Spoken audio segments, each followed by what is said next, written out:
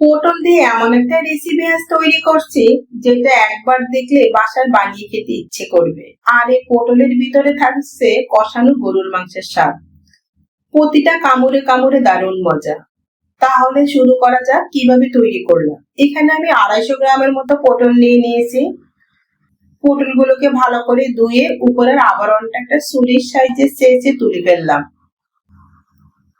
ভিতরের বিচিগুলো একটা চামচের গোড়া দিয়ে তুলে ফেলবো।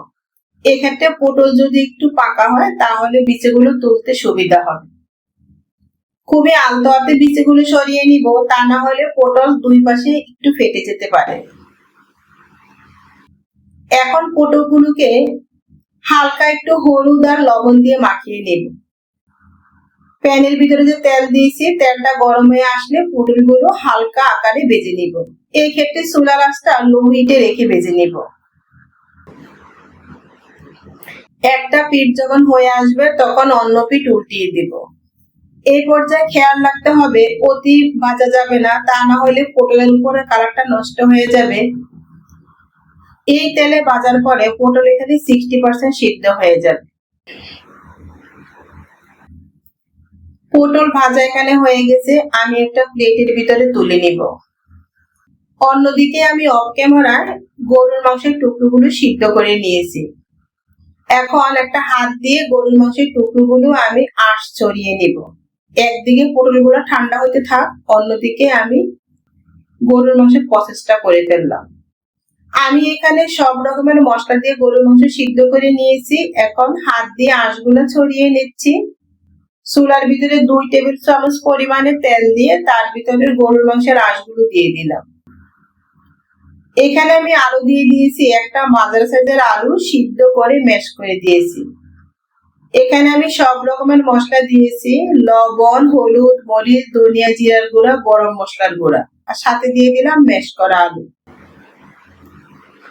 আর যে যেমন ঝালটা পছন্দ করে সে অনুপাতে দিয়ে দিবেন কাঁচামরিচ কুচি। একটু ঝাল করে করব, তখনই খেতে ভালো লাগবে। আলু এবং গরুর মাংসের টুকরোগুলো সব আমি এখানে মিশিয়ে নিব। আর এই মিশানোতে একটা আঠালো ভাব আনার জন্য 2 টেবিল চামচ পরিমাণে পানি দিয়ে দিব। পানি দিয়ে খুন্তির সাহায্যে অনবরত নাড়তে থাকবো। যখন দেখবো ফ্যান থেকে উঠে আসছে তখনই বুঝে নিব আমার এই কিমাটা করা হয়ে গেছে। এদিকে আমি কিমাটা ঠান্ডা হতে দিব। অন্যদিকে ভেজে নেওয়া সে পটলগুলো ঠান্ডা হয়ে গেছে, ওগুলো নিয়ে আসবো। একটা পটলের ভিতরে কিমাগুলো কিভাবে প্রসেস করে ঢুকাতে হয় আমি দেখিয়ে দিচ্ছি। ভালো করে আঙ্গুল দিয়ে চেপে চেপে ঢুকাতে হবে, কোথাও যেন ফাঁক না থাকে। এটা খুব খেয়াল করতে হবে, এজন্য খুব আস্তে আস্তে আঙ্গুল দিয়ে চেপে চেপে ঢুকিয়ে দিতে হবে। তখনই প্রতিটা কামড়ের ভিতরে গরুর মাংস লাগবে, খেতে কিন্তু ভীষণ স্বাদ হবে। একটা পটলের ভিতরে আমি কিমা ঢুকিয়ে দেখিয়ে দিচ্ছি। এভাবে আমি সবগুলা পটলের ভিতরে কিমা ঢুকিয়ে নিয়েছি। এখন চলে যাব আমি চুলার মধ্যে। প্যানের ভিতরে এখানে সরিষার তেল দিয়ে দিয়েছি এখানে 1 কাপের মতো পেঁয়াজ কুচি। পেঁয়াজটা একটু হালকা লাল লাল করে ভেজে আসলে তার ভিতরে দিয়ে দিব 1 চা চামচ পরিমাণে আদা বাটা, রসুন বাটা, ধনিয়া, জিরার গুঁড়া, হলুদ, মরিচের গুঁড়া আর একটু পানি দিয়ে মশলাটা কষিয়ে নিব। কষানো হয়ে গেলে এখন সেই পটলগুলো আমি তার ভিতরে দিয়ে দিব। মশলাটা কিন্তু ভালো করে কষিয়ে নিব যাতে মশলার গন্ধটা চলে যায়। পটলগুলো তার ভিতরে দিয়ে দিয়েছি। দিয়ে এখানে সিদ্ধ হওয়ার জন্য আমি এখানে 1/2 কাপের মতো পানি দিয়ে দিব। পানি দিয়ে উপরে একটা ঢাকনা দিয়ে আমি ঢেকে রেখে দিব। 60% পটল কিন্তু আগেই সিদ্ধ হয়ে গেছে, বাকি 40% কিন্তু এই ঢাকনার ভিতরে সিদ্ধ হয়ে যাবে, দেখতেই পাচ্ছেন।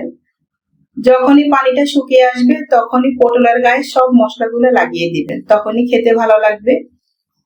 যদি আমার ভিডিওটি ভালো লেগে থাকে, যারা ইউটিউব চ্যানেল থেকে দেখছেন আমাকে সাবস্ক্রাইব করে দিবেন। যারা আমার ফেসবুক পেজ এবং টিকটক আইডি থেকে দেখছেন তারা ফলো দিয়ে আমার সাথে থাকবেন পরবর্তী ভিডিও পাওয়ার জন্য। আল্লাহ হাফেজ। Thanks for watching.